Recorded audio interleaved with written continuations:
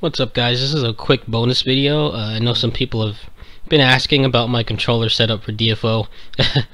Granted that it's, pretty boring to people who don't play. I'm not going to make it a daily video. But as you can see here, I have everything set up. I also have about 9 buttons free. This is a very basic, quick and dirty setup.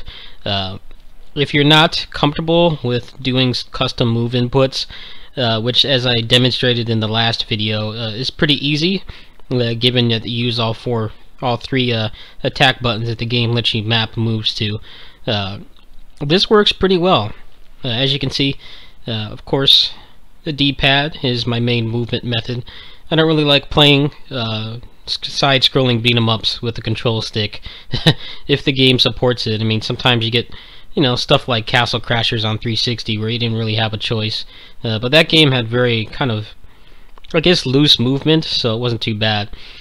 In terms of the face buttons, square is attack, triangle is special attack, X is jump, and space I use for anything that requires casting.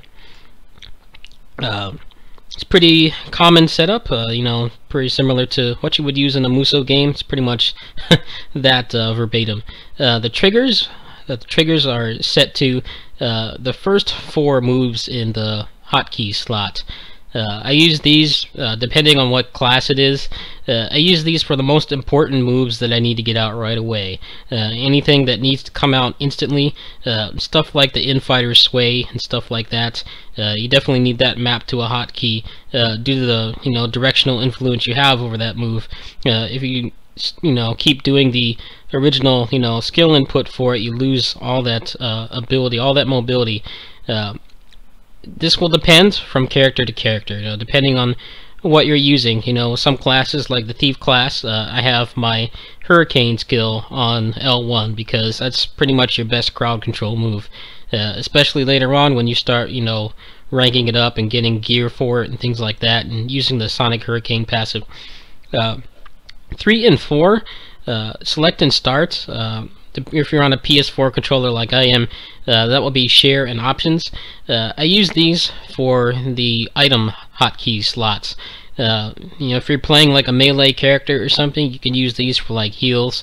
You can have one for HP, one for MP. Finally, I have on the left analog stick on L3, I have tab. There is an assist feature in the game now. Once you reach level 50, you can choose any other character who's level 50, and you can choose a certain move, and they come out, although there is a skill cooldown, just like there would be, if you were playing that character at that particular moment.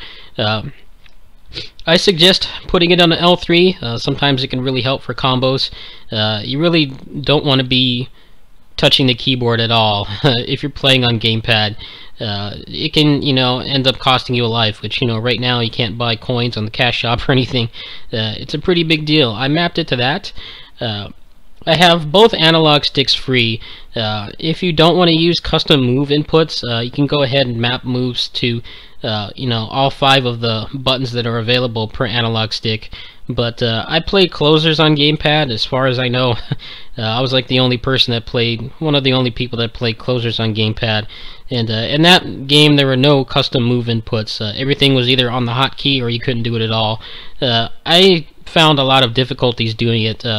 Granted, it was probably just from years and years and years of playing DFO's various versions on a controller, but it became pretty cumbersome. Sometimes the wrong move would come out. You're in the middle of a combo. It can be hard to push the analog stick in the exact direction that's needed to get the move that you want out. It's your call. It depends on your personal preference.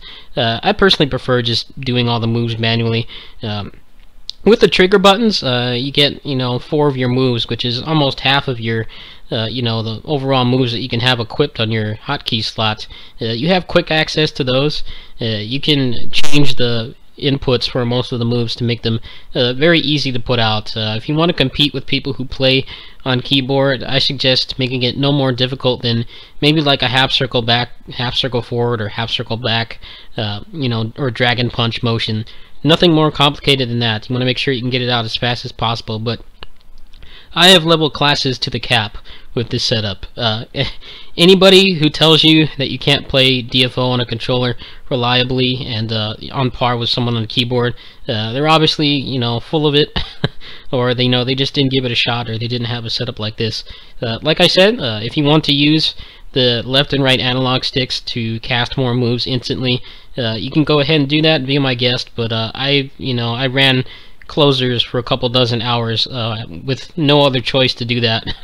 Due to the way the game worked, it didn't have custom move inputs, and I found it very difficult. A lot of times it ended up, costing me, optimized damage in a combo, or sometimes it even killed me. So it's your call. If you want to play with a gamepad at all, I should also mention, right now the game is not picking up the triggers on any controllers natively, from what I understand. I have tried it with a PS2 controller, I tried it with a 360 controller, and I tried it with PS4. It seems like something that just kind of randomly broke in this current build of the new global version of the game. It worked fine in the previous alpha test that they did last year, but right now it doesn't work. So if you want to play at all with the gamepad, unless you're willing to sacrifice the triggers, which I wouldn't recommend doing, you're going to have to use some kind of keyboard emulation software. XPadder is the one everyone uses, but that can be kind of hard to find. The developer, apparently it hasn't been updated in ages, but the developer is still charging $10 for it. So it's your call. If you're going to play the game a lot, you can go pay $10 for it. You can try to find another version somewhere, but I'm not responsible for anything that happens with that. All I'll say is Google is your friend, but the program is worth paying for, in my opinion. It is, like $10, but if you play games like this, or play any kind of online game, a lot of them don't have controller support at all. As I mentioned in the past, it took years and years. It took about maybe 5-6 years before DNF and DFO had any kind of controller support. They were nice when DFO originally came out in America about 6 years ago, and they put it in, but before then there wasn't anything, so it was all or nothing. You had to use this.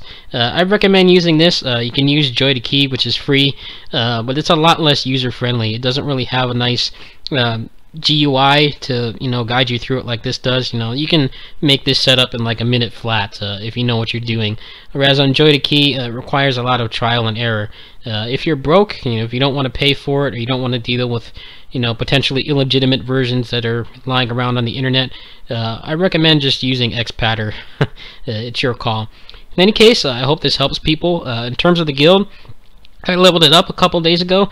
Right now it is at level 4, which is not the greatest. I don't have a whole lot of people in there. I kind of want to advertise, but at the same time, I don't want a bunch of randoms in there, because, I don't know, they can tend to beg for things and stuff, which is it's kind of warranted right now, given I'm trying to awaken my monk, and the material costs are just bonkers right now. But right now it's level 4. You've got a small experience and stat boost. If you want to join, the applications are still open. I'm not really rejecting anybody. Just let me know where you're from and I'll let you in. In any case, this is going to be the last bonus video until I get the new internet in a couple days. Once I do that, I'm probably going to be doing some kind of celebratory giveaway, because I've wanted to have better internet for a long time. I'll be taking streaming more seriously. I will announce details on that when the internet is actually installed. Thanks for watching. Peace.